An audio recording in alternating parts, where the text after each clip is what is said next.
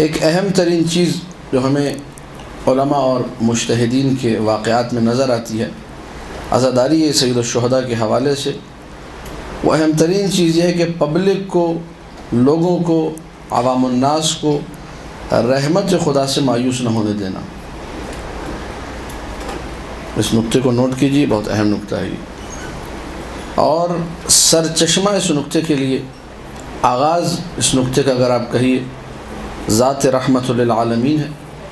آپ جب سیرت النبی کا مطالعہ کرتے ہیں آپ کو نظر آتا ہے کہ طائف کے لوگ پتھر مار رہے ہیں، طائف کے لوگ گندگیاں پھینک رہے ہیں، نبی جو ہے کسی مقام پر زخمی پڑے ہوئے ہیں، اور جب قریب جا کر دیکھا تو لب ہل رہے تھے، اور یہ جملے تھے اللہم اہد قومی، بار اللہ میری قوم کی ہدایت کر۔ یہ جو سرچشمہ ہدایت ہے یہ ہستیاں، سرچشمہ رحمت ہے یہ ہستیاں، وہی آپ کو مظہر پھر نظر آتا ہے۔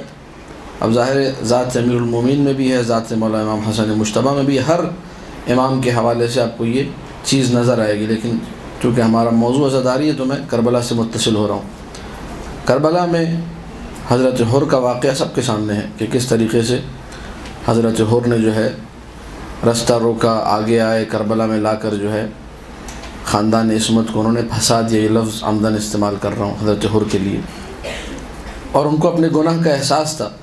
جب شب عاشور انہوں نے یہ کہا کہ میں اپنے آپ کو جنت اور جہنم کے درمیان محسوس کر رہا ہوں، یزیدیوں کا لشکر جہنم ہے، حسینیوں کا لشکر جنت ہے، جب آئے تو یہ جملہ ان کی زبان پر تھا اللہم انی ارعبت قلوب اولیائک، بار اللہ میں نے تیرے اولیاء کے دل میں وحشت ڈالی ہے، یعنی علی و اولاد علی کو میں نے گریاں بنایا ہے، ان کو روتا ہوا جو ہے بنایا ہے، ان کی آنکھوں سے آنسو میں نے جاری کیے ہیں، ان کے دلوں کو کباب کیا ہے میں نے۔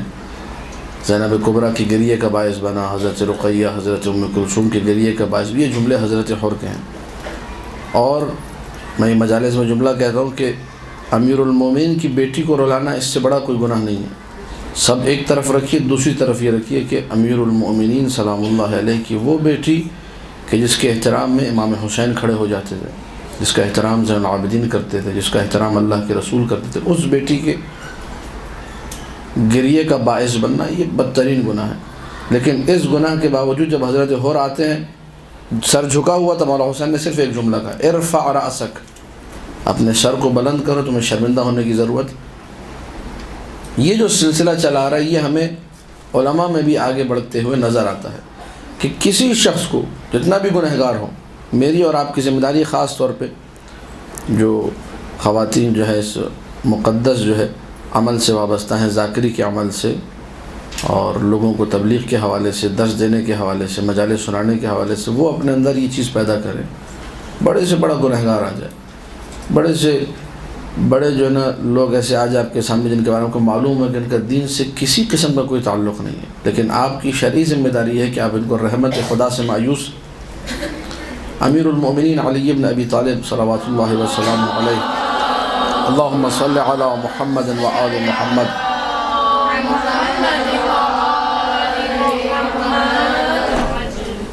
مولا یہ فرماتے اصول کافی میں روایت موجود ہے، الا اخبرکم بالفقیہ حق الفقیہ، کیا تمہیں خبر نہ دوں اس شخص کے بارے میں جو واقعاً فقیہ ہے۔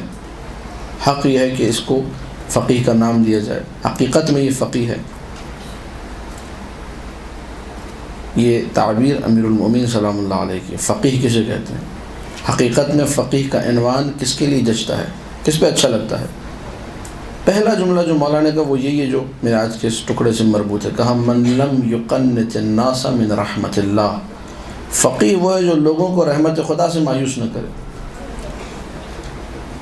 میرے اور آپ کے اندر یہ جذبہ ہونا چاہیے، کوئی بھی آ رہا ہے مجلس میں، گناہگار سے گناہگار، تو مجلس تو ہے ہی، گناہگاروں کی تربیت کے لیے، گناہگاروں کو جو ہے امام حسین کے عشق میں پروان چڑھا کر، آگے بڑھا کر ان کو راہ راست پر لانے کے لیے، تو انسان کسی کے بارے میں غلط سوچ نہ رکھے۔ بڑے سے بڑا گناہگار ہو، آئے فرش اعضاء پر آئے بیٹھے تاکہ متصل ہو جائے آل محمد سے۔ جو میں نے پچھلی مجلس میں بھی جملہ کہا تھا کہ مقصد عزاداری صرف ایک چیز ہے کہ کائنات کے تمام لوگ علی و اولاد علی سے، محمد و آل محمد سے جڑ جائیں۔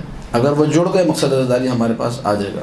باقی چیزیں آگے تربیت ہے، تجزیہ و تحلیل کرنا ہے، ان کی تربیت کرنی ہے، ان کا تزکیہ نفس، ان کا محاسبہ نفس، یہ سارے بعد کے مراحل ہیں۔ من لم یقنط الناس من رحمت اللہ، لوگوں کو رحمت خدا سے مایوس نہ کرے۔ اور پچھلے درس کو اگر آپ ذہن میں رکھیں، جب ایک عالم دین کا پروٹوکول بڑھ جائے، جب ایک عالم دین کے جو ہے جسے کہا جائے نخرے بڑھ جائیں، جب ایک عالم دین کے اندر وہ ادائیں آ جائیں جو ادائیں عالم دین پہ اچھی ہی نہیں لگتی، تو پھر خود بخود لوگ رحمت خدا سے مایوس ہونا شروع ہو جاتے ہیں۔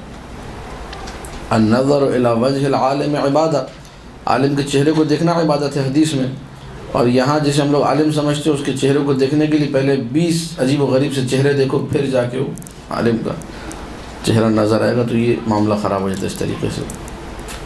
من لم یقنط الناس من رحمت اللہ، لوگ دیکھیں یاد خدا میں مشغول ہو جائیں، ذکر خدا میں اپنے آخرت کی فکر کریں، یہ عالم ہے۔ یہ شہاب الدین مرعشی نجفی سب ان کے نام سے واقف ہیں۔ ان کے بیٹے نے یہ واقعہ ریڈیو پر سنایا، کہا کہ ایک رات ہمارے بابا کسی کام سے گئے ہوئے تھے، اس زمانے میں ظاہر ہے آج کل کی طرح حالات بھی نہیں تھے اور آج کل کی طرح سیکیورٹی کے سارے معاملات بھی نہیں تھے۔ راستے میں کسی شخص نے جو نشے میں دھت تھا، بالکل کون سا اس نے نشہ کیا ہوتا، بہرحال اس نے شہاب الدین مرشی صاحب کو پکڑ لیا۔ رات کی تاریکی میں کوئی نہیں ہے، کوئی گارڈ نہیں ہے، کوئی سیکورٹی گارڈ نہیں، اس نے پکڑ لیا۔ دیکھا سر پہ امامہ ہے، کالا امامہ، سید چلا جا رہا ہے۔ اس شخص نے جو نشے میں دھت تھا، اس نے شہاب الدین مرشی نجفی سے کہا کہ آپ مجھے اس وقت تھوڑے سے مسائل سنائیں، نشے میں کہا۔